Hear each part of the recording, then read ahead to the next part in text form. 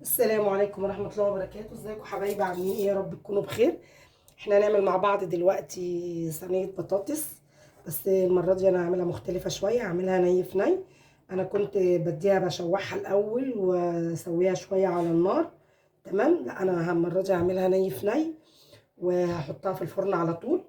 وعندي هنا دي لحمة مسلوقة هناخد منها دلوقتي، هنحط معانا، بس الاول هنبتدي مع بعض. عندي هنا دي بصلاية. تمام، بصلايه وسط، متخرطه زي ما انتم شايفين كده، يعني جوانح بس، اسمى الجوانح اتنين. وملح وفلفل، وده قرن فلفل حامي، وده كده هنا مكعب مرق اهو. هنفركه مع بعض. تمام. بيديلها طعم. ان شاء الله هعمل معاكم فيديو مرقه الدجاج باذن الله. مش هنشتري مرقه تاني من بره، عشان سمعت ان كترها مش حلو، مش صحي اللي بره، وبعدين هي المفروض مقاطعه. انا اللي عندي دي بقالها كتير من قبل المقاطعه. تمام. ما كنتش اعرف ان هي تبع المقاطعه. ان شاء الله انا مش هجيبها تاني.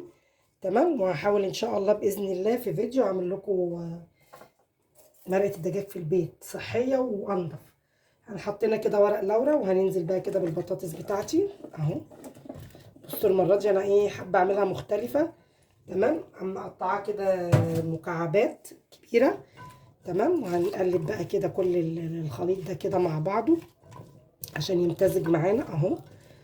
تمام اهو.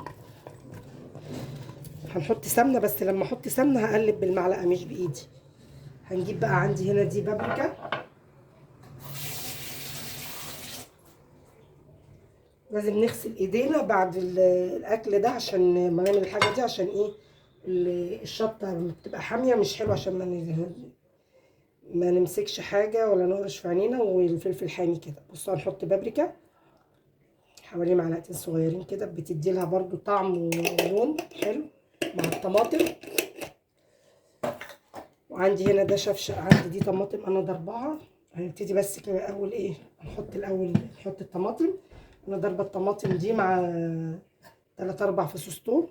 هنحط بقى كده الطماطم بتاعتنا. تمام. حطينا الطماطم بتاعتنا، هنحط بقى شويه زيت. انا بحب احط زيت وسمنه، مش هكتر زيت اهو. وهنحط مع حوالي معلقتين سمنه كده اهو، هنا وهنا. هنقلب بقى كل الكلام ده مع بعضه زي ما انتم شايفين كده اهو.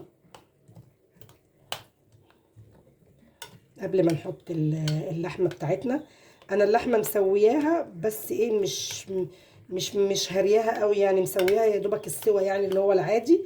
وكده كده البطاطس عندي مش هتاخد وقت، حتى لو استوي، لو استوت قوي في قلب البطاطس احنا بنحبها كده اهو. محبهاش تكون بتشد. تمام. هشغل الفرن الاول قبل ما ننزل اللحمه. وعندي ورق اللورا ده اساسي، بيدي طعم للاكل.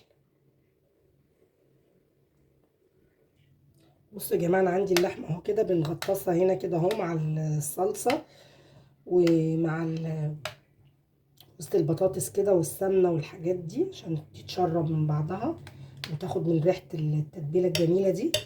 بصوا يا جماعه، انا هسيبها بقى حوالي 10 دقايق بس. احنا كده كده الجو شتاء. انا هسيبها كده في المطبخ حوالي 10 دقايق بس، مش اكتر من كده. تبقى متبله كله مع بعضه كده. وعندي الفرن بيسخن. وبعد كده هدخلها الفرن على طول. بس قبل ما اخلص الفيديو، ما تنسوش تحطوا اللايك وتفعلوا الجرس عشان يوصلكم كل جديد. بصوا يا حبايبي، زي ما انتم شايفين كده، بصوا معايا.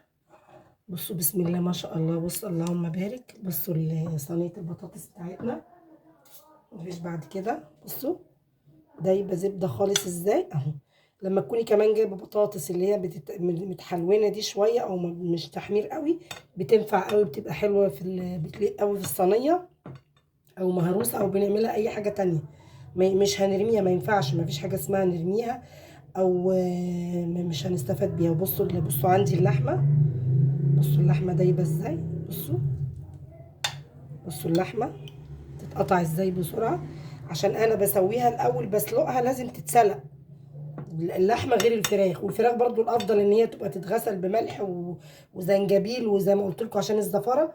وفي نفس الوقت لما بتتشوح بتاخد تشويحه قبل ما تحطيها على صينيه البطاطس بالاخص، او اي صينيه بنعملها بتكون افضل بكتير. تمام.